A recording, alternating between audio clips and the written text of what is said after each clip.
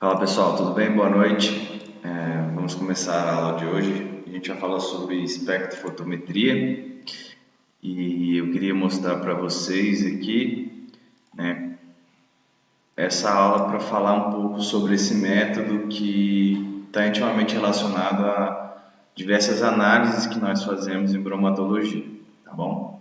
Bom, para a gente entender espectrofotometria, primeiro a gente precisa entender um pouco sobre cor e luz, né?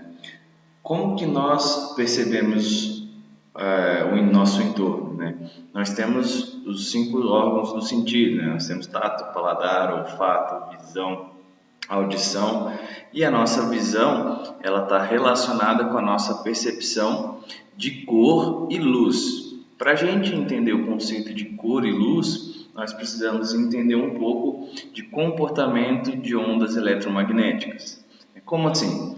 Toda vez que uma radiação, né, representada aqui por uma luz, ela incide sobre um corpo qualquer, três coisas podem acontecer. A primeira é parte do feixe de luz, ela pode passar direto pelo corpo sem ser absorvida. Isso nós chamamos de transmitância. Objetos como vidro, por exemplo, eles têm a transmitância quase que 100%. A luz consegue atravessar esse corpo sem que seja absorvido ou refletido. Por isso que a gente enxerga o vidro mais ou menos transparente.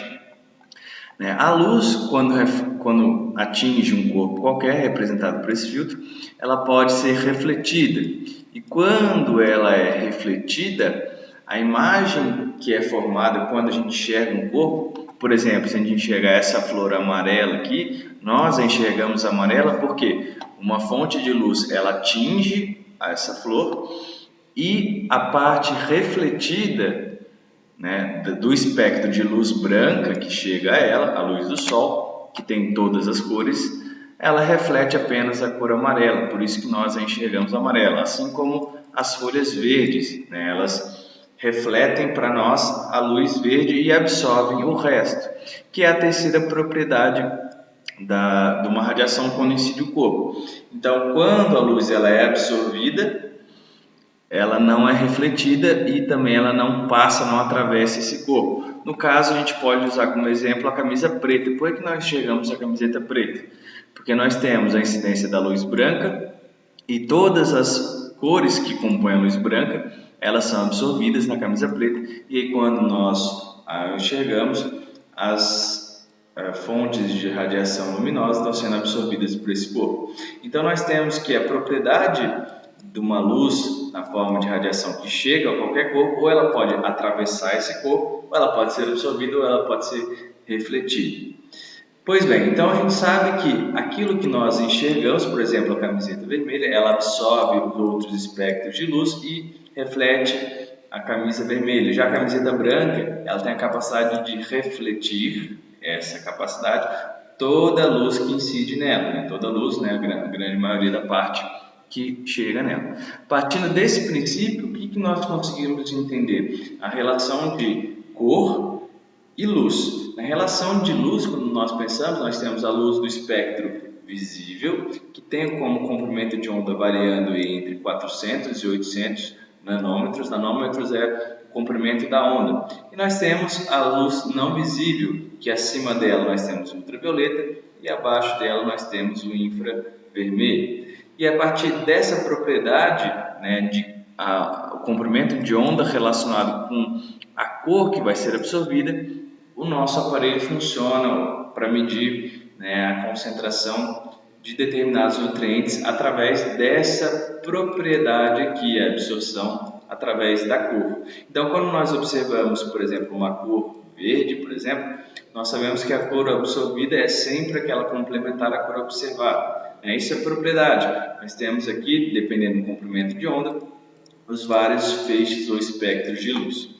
A gente precisa entender isso para entender o princípio geral da espectrofotometria, porque ele funciona a partir da base da maneira em que os comprimentos de onda eles são absorvidos de acordo com a intensidade luminosa e também da partícula que está sendo analisada. Então, dentro desse aparelho aqui, o espectrofotômetro, ele tem uma fonte de luz e essa fonte de luz é a luz branca. essa luz vai passar para um monocromador, que vai selecionar através de um prisma, ele vai decompor a luz branca nos vários espectros de luz visível, que nós conseguimos ver aqui, desde o vermelho até o azul.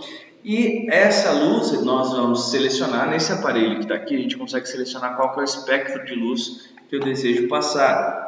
E esse espectro vai atravessar a amostra e dentro desse aparelho, então imagina aqui a nossa amostra aqui dentro, que vai passar um feixe de luz, e aqui nessa porção do aparelho tem um detector. Esse detector ele vai analisar quanto da luz que foi emitida foi absorvida pela amostra, e ele vai detectar isso, vai processar e vai nos dar uma informação. É basicamente esse o princípio da espectrofotometria. Então, é mais ou menos isso aqui que vai acontecer. Aqui dentro do meu aparelho, eu tenho a minha fonte de luz. Então, olha aqui a fonte de luz. E aí a luz ela passa para um monocromador que vai separar, vai decompor todas essas faixas de luz e vai selecionar uma luz que nós chamamos de monocromática, ou seja, ela vai possuir apenas um espectro visível dentre esses vários espectros que nós temos aqui. Ela vai passar pela nossa amostra, geralmente nós utilizamos uma cubeta como essa aqui, ela passa pela amostra, parte dessa luz ela vai ser absorvida pela amostra e aquilo que passar vai ser detectada no aparelho, né, na outra porção posterior à parte de emissão de luz. Então aqui a gente consegue entender outra forma de desenho mostrando aqui a luz incidente, né, isso aqui seria correspondente a 100% da luz que foi emitida e aqui a gente percebe que, eu vou chutar 20% da luz, né, ela foi transmitida, ou seja, ela conseguiu atravessar o corpo, e aqui então a gente consegue estimar que 80% dessa luz ficou absorvida nesse componente aqui. Então essa imagem aqui ilustra, né, nós temos aqui, dependendo da metodologia, as cores que vão ser desenvolvidas vão mudar, e óbvio, dependendo da cor, por exemplo, essa aqui está um avermelhado meio roxo, então a luz que seria selecionada seria a luz, né, correspondente a esse espectro de luz visível aqui. E aí, quando o feixe de luz passa, parte vai ser absorvida e parte vai ser transmitida, vai atravessar e o aparelho vai detectar isso aqui. É assim que funciona. Mas como que a gente usa essa propriedade, né, de utilizar a luz junto com o espectro visível, no caso que eu vou selecionar no aparelho, para determinar nutrientes nos alimentos? É aí que está a grande sacada. A gente precisa utilizar do espectrofotômetro da maneira que a gente vai utilizar na nossa metodologia. E para isso a gente usa uma propriedade que nós chamamos de lei de Lambert-Beer. Essa lei de Lambert-Beer, ela envolve, alguns conceitos de absorvância em relação à concentração, numa determinada amostra. Então aqui no gráfico, por exemplo, o que nós temos? Uma relação de maneira linear, em que eu tenho uma certa concentração, então vamos supor aqui a nossa concentração da amostra que eu vou estar analisando, então aqui pode ser 25 mililitros ou miligramas, miligramas por litro é o mais comum, e aqui a concentração, a relação de absorvância. O que a gente consegue entender aqui? Eu consigo entender que à medida em que eu dobro a minha concentração ou absorvância, obrigatoriamente vai precisar dobrar a sua absorvância. É uma relação linear direta. Só que isso aqui é uma propriedade, conhecida como lei Lambert-Beer. A gente tem que ensinar isso para o nosso aparelho. E como que a gente faz isso? Como que eu ensino para o meu aparelho? O que o meu aparelho ele faz, toda vez que eu coloco uma amostra aqui que vai passar por ele, ele vai detectar quanto que foi absorvido. Isso aqui é o que o meu espectrofotômetro, o aparelho, consegue ler. Ele detecta isso aqui. Ele sabe, você coloca uma determinada amostra lá, vamos supor, você vai fazer uma análise de um peixe. Você pega o peixe e quer saber quanto tem de carboidrato lá. Você faz o passo a passo, aquela receitinha de bolo, prepara a sua amostra.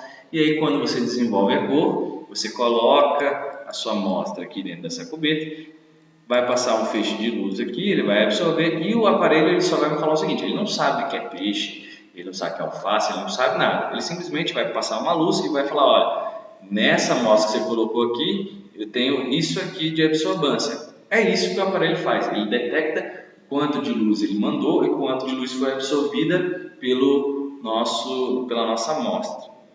E o nosso papel, o papel do analista, cabe a dizer para o espectrofotômetro, o aparelho, falar assim, ó, toda vez que você achar esse valor aqui, você passar a luz numa amostra e tiver esse valor, a concentração que você vai ter que me dar é tal. Isso a gente tem que ensinar para o aparelho. Para a gente ensinar isso para o aparelho, a gente precisa passar por uma curva de calibração. Como que funciona essa curva de calibração? Então imagina vocês que eu vou montar, isso aqui é padrão, isso aqui é feito de acordo com a metodologia que você vai fazer. Então vamos supor aqui é carboidrato. Eu vou montar uma curva padrão de concentração para determinação de carboidrato de um determinado tipo de alimento, de amostra. Então reparem que isso aqui é a minha concentração de carboidrato. A concentração aqui vou estar expresso em miligramas por litro. Então vamos supor que eu fiz aqui aumentando a concentração. Repara que quanto mais carboidrato eu tenho na minha amostra, então isso aqui é a concentração, mais escuro ela vai ficando. Ó. Repare que quando eu não tenho nada de carboidrato, zero na minha amostra, ela é totalmente transparente. E à medida em que eu vou aumentando a concentração de carboidratos, a amostra vai ficando mais escura. O que significa isso? Significa que quando um feixe passa por essa amostra aqui, por exemplo, ela vai passar 100%, ela não vai ter nada de absorvância nela, ela vai transmitir tudo. Já nessa aqui, quando atravessar a luz, vou chutar aqui o valor, vamos supor que 10% da luz vai ficar absorvida e 90% vai passar por ela. Até que na minha última amostra, vamos supor essa aqui, vamos supor que 50% ficou absorvido e 50% da amostra passou. Tá? Isso aqui são só porcentagens, só para a gente entender o que está acontecendo. Então, quanto mais concentrado na minha amostra, mais carboidrato eu tiver, mais escuro ela vai estar representada. E quando eu passar ela aqui nessa cubeta, então imagine que essa cubeta eu vou colocar ela aqui, maior quantidade de luz vai ser absorvida. Tudo bem? E aí, o que eu preciso fazer? Eu preciso ensinar para o meu espectrofotômetro, aquele meu aparelhinho, quanto que é a concentração que ele vai ter que entender que tem dentro de cada uma das faixas de absorvância. Por exemplo, aqui, vamos supor, eu montei a minha curva de calibração. Eu sei que aqui tem 20, eu sei que aqui tem 40. 40 o quê? Miligramas de carboidrato por litro de amostra, isso é a concentração. Eu tenho 40 nessa, 60, 80 e 100. Quando eu coloco aqui 20, quando eu coloco 20, né, aqui eu vou ter uma relação, uma resposta. Eu vou chutar aqui. Vamos supor que 20, a resposta de absorvância que ele me deu foi 100. Então, esse aqui é meu ponto. Então, o que eu estou falando para ele? Ó, quando eu colocar essa cubeta aqui, então, eu vou colocar ela dentro do aparelho, coloquei ela aqui dentro, apertei ler. O aparelho ele vai associar direto que 100 de absorvância equivale a 20 miligramas por litro da minha amostra. Aí eu pego 40, vou e pego 40 e coloco ele na cubeta lá. Quando eu coloco 40, eu preciso encontrar na minha curva de calibração, se eu fiz isso aqui correto, eu vou encontrar aqui 40, eu vou ter 200 miligramas por litro. Mas como que eu sei que essa é a relação que eu encontro? Por causa da lei, essa aqui que eu vou voltar de Lambert e Beer, diz que sempre que eu dobrar a concentração, a minha absorvância ela deve dobrar também. Se eu colocar 80, ó, reparem que 80, vou pegar essa aqui agora, 80. 80 ela é o dobro de 40. Se ela é o dobro de 40, 40 deu 200, eu sei que 80 vai ter que dar aqui na faixa dos 400. Então tá aqui, ó, 80. Então eu sei que esse é meu ponto em que 80 vai ter que dar 400 de absorvância. E aí se eu colocar, por exemplo, 60, né? 60 está exatamente na metade entre 80 e 40. Na metade entre 200 e 400 eu tenho aqui 300. Então eu sei que quando eu colocar meu 600 no meu aparelho, eu vou botar ele para ler e ele vai dar a concentração de 300. Né? Reparem que isso aqui, as concentrações 20, 40, 60, 80, fomos nós que fizemos. Eu estou confirmando quando eu coloco no meu aparelho, eu coloco 20 e aperto o botão no aparelho. Ele lê e ele vai entender que 100 equivale à concentração de 20. E a partir disso eu consigo construir, eu faço uma regressão linear e descubro aqui na minha equação da reta, não ficou muito reto, isso aqui é meu gráfico, né, que está demonstrando a relação concentração-absorbância. Por que a gente faz isso? Porque vamos supor, eu vou pegar uma amostra qualquer, a gente vai estar analisando um carboidrato de um bolo qualquer, bolo de laranja. Eu vou pegar o bolo de laranja, faço todo o processo, boto ele aqui, então ele tem lá essa corzinha que está rosa, coloco ele dentro do meu aparelho e aperto o botão ler. Na hora que eu aperto esse botão, eu não tenho ideia quanto de carboidrato, aqui vamos botar aqui um carboidrato, quanto de carboidrato tem aqui na amostra, eu não tenho ideia. Mas como eu já fiz uma curva de calibração antes, o que vai acontecer? Na hora que eu colocar essa cubeta aqui representada por isso aqui dentro do meu aparelho e apertar ler, o que meu aparelho ele vai conseguir entender? Vamos supor que eu apertei o Enter, passou um feixe de luz nessa minha amostra aqui do bolo de laranja e ele detectou. E ele leu que a absorbância, meu aparelho leu que a absorbância deu 400. Como eu fiz esse processo de calibração, eu ensinei para o meu aparelho que quando der 400 de absorbância, ele tem a concentração de 80 mg por litro. Na hora que eu apertar ler, a resposta que vai me dar no aparelho é que o meu bolo de laranja ele tem 80 mg de carboidrato para cada litro de amostra. É assim que ele funciona. Só que para o meu aparelho ele conseguir entender isso aqui, eu preciso ensinar para ele qual que é essa relação que existe entre concentração e absorbância. É sempre assim que vai acontecer? Não. Pode ser que, por exemplo, eu coloque aqui na minha curva de calibração, eu coloco 100, né, numa outra hipótese, e o 100 vai me dar uma concentração aqui de 800. Isso não é bonitinho, não é certinho assim. Pode ser que eu coloque aqui 120, ele me dê 533, né, uma outra situação hipotética. E a relação sempre vai ter que ser linear. Se eu dobro a concentração, eu dobro a absorbância. Então, olha aqui, eu montei uma curva de calibração. Né? Essa curva de calibração, vejam que eu tenho uma relação. Eu montei lá, botei as concentrações 20, 30, 20, 40, 60, 80, 100 e coloquei as respectivas absorbâncias. Quando eu faço isso, eu ensino para o meu aparelho que ele vai ter uma equação, a equação da reta aqui, uma equação linear. Eu vou ter todos os valores, né, que correspondem dentro dessa linha. Vejam que eu fiz 1, 2, 3, 4, 5, 6, 7 pontos. Eu não fiz o 160, vamos supor que a amostra que eu bolei ela é 160. Pela essa curva de regressão que eu fiz aqui, eu consigo entender que quando a gente chega no 160, a minha relação ela vai ter que ser próxima a 800 e ele vai me dar essa resposta no aparelho. Então tá aqui. Quando vocês forem fazer o exercício, né, eu vou dar para vocês os valores de absorbância do aparelho e através dessa equação aqui, dessa regressão linear que eu fiz na reta, vocês têm que achar qualquer concentração.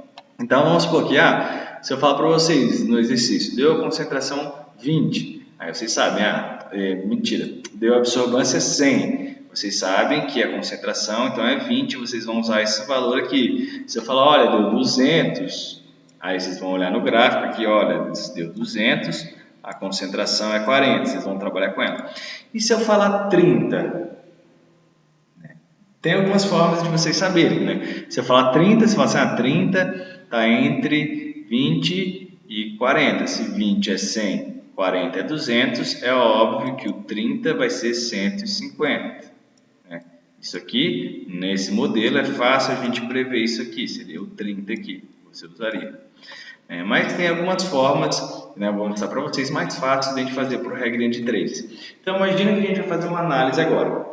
Então, aqui uma amostra qualquer, vou determinar carboidratos. Então, eu pego a minha amostra, eu vou moer ela, trituro, isso aqui é um micromoinho, é um exemplo, homogeneizo a amostra, depois eu estoco ela e vou fazer a análise.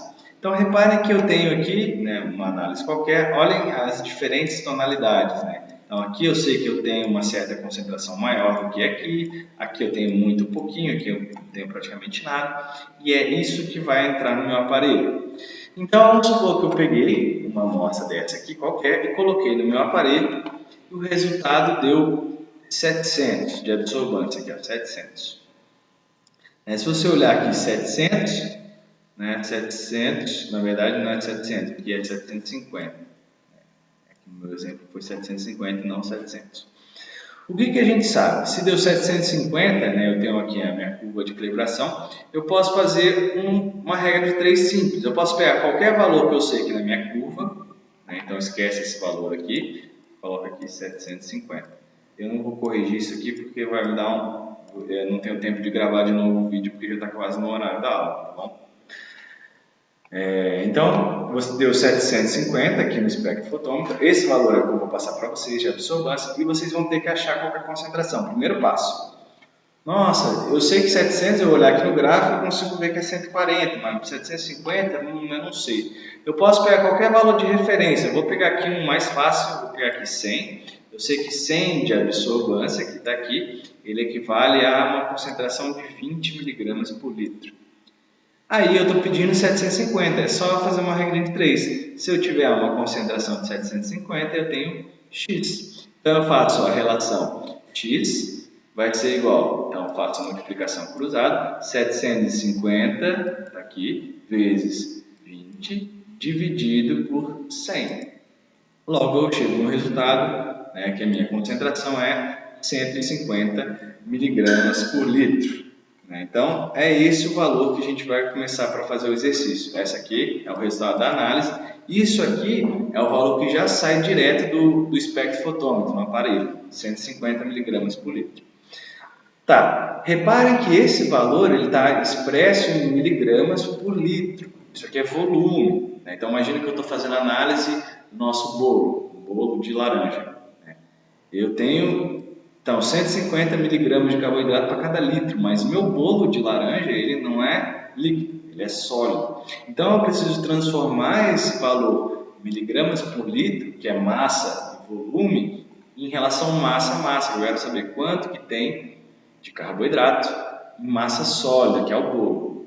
Então, nós precisamos converter essa relação em massa-massa. Como que a gente faz isso?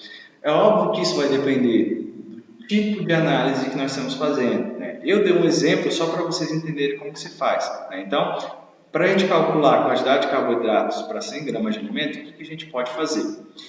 A minha observação, isso aqui eu vou dar para vocês fazerem no exercício, vou dar desse mesmo exemplo, que quando nós tivermos uma concentração de 1 miligrama por litro, 1 miligrama por litro vai equivaler a mesma coisa que eu tiver 0,1 gramas para cada quilograma do meu alimento. Então, para cada 1 grama, ou para cada 0,1 grama, né, eu vou ter 1000 gramas. Então, isso aqui é meu valor de referência. Então, para cada 1 miligrama por litro, eu vou ter 0,1 gramas de carboidrato a cada 1000, isso aqui é um ponto, uma vírgula, 1000 gramas de amostra. Então, pegando o nosso exemplo do exercício, nós temos aqui 150 miligramas por litro. Esse aqui é o nosso valor que encontramos no resultado no aparelho. Então, eu sei que 1 miligrama por litro, que está aqui na minha análise, 1 miligrama por litro corresponde a 0,1 gramas para cada quilograma. Se eu tiver 150 miligramas por litro, eu vou ter X gramas por quilograma. Faço novamente a regra de 3 aqui. Vou ter aqui 150 miligramas por litro vezes 0,1 gramas por quilograma dividido por 1. Eu vou ter aqui 15 gramas para cada quilograma de alimento. Isso aqui significa 15 gramas para cada quilograma. Isso aqui é o que eu tenho de carboidrato. Só que a gente nunca lembra, para fazer análise cromatológica, a gente nunca deve deixar expresso dessa maneira. A gente precisa compor análise centesimal. Para a gente compor análise centesimal, que eu preciso transformar o valor, em vez de para ser 1 kg, para cada 100 gramas. E aí fica muito tranquilo. A gente faz uma relação. Se eu tenho 15 gramas e 1 kg, 1 kg equivale a 1000 gramas. Se eu tiver 100 gramas no meu alimento, eu vou ter Y gramas de carboidratos. Então eu faço novamente uma regra de 3, eu faço aqui ó, 15 vezes 100 dividido por, faço a regra de 3 aqui, dividido por 1000, eu vou ter uma relação de carboidratos de 1,5 gramas para cada 100 gramas do meu alimento. Portanto, eu vou ter uma concentração de 1,5% de carboidrato na minha amostra. É isso, é muito simples, é muito tranquilo. Na atividade de hoje, eu vou passar para vocês, vai estar em Word, isso aqui vai estar no Word para vocês, vocês vão ler o enunciado.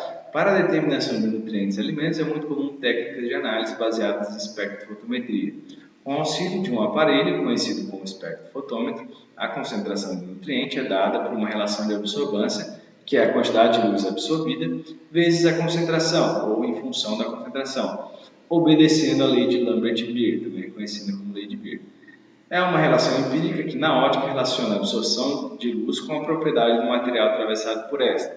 A seguir, foi feita uma curva de calibração, ajustando a absorvância com a concentração de carboidratos. Então, é essa curva aqui de calibração que vocês vão ter que seguir, que já está expressa a relação concentração-absorvância. Então, isso aqui eu já montei, já fiz a curva de calibração no aparelho, e vocês vão usar essa curva como referência.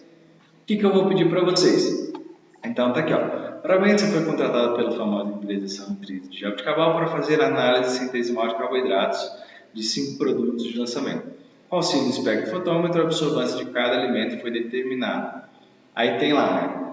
Cada aluno, isso aqui vocês vão ver, essa tabela tá no documento em Word, né? Que daqui para baixo tem mais, né? Os alunos.